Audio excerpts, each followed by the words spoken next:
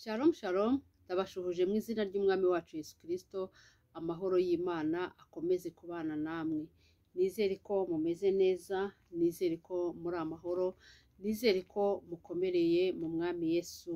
Nk'uko bisanzwe tugeze mu mwanya mwiza w'ijambo ry'Imana, dusanga mu Batesalonike ba mbere ibice 5 umurongo wa 16.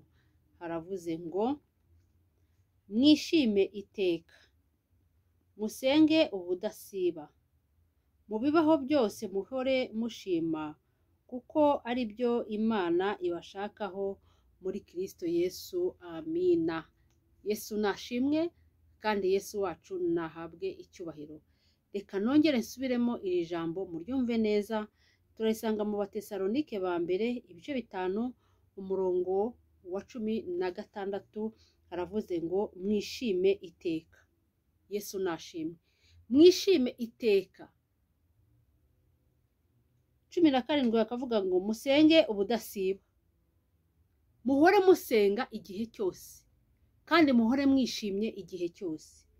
Hanyuma 18 hakavuga ngo mubibaho byose muhore mushima, kuko ari byo Imana ibashakaho muri Kristo Yesu. Amina. Ahantu nshaka cyane ni hano kuri 18 havuze ngo mu bibaho byose duhore dushima, kuko ari byo Uwiteka adushakaho muri Kristo Yesu. Yesu nashimwe kandi Yesu wacu nahabwe icyubahiro.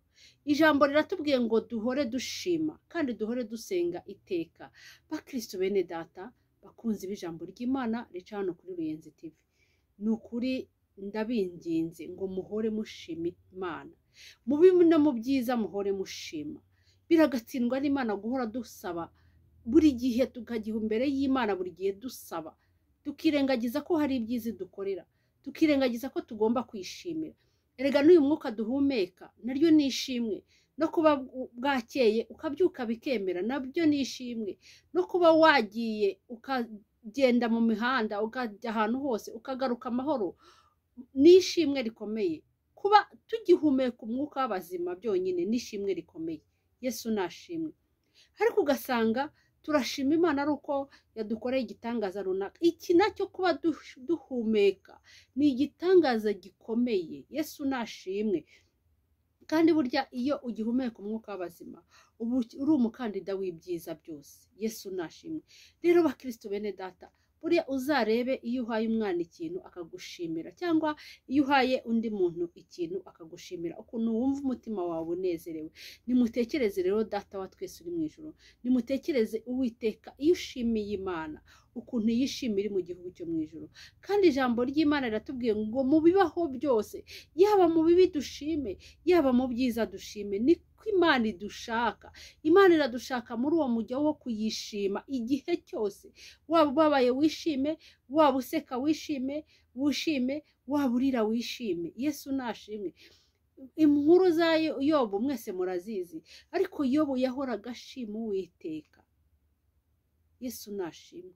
Rero bakristo bene data bakunze ibijambo ry'Imana rica hano kuri Ruyenzi TV, mureke tugire umuco wo gushima, tugire umuco wo gushima Imana buri gihe.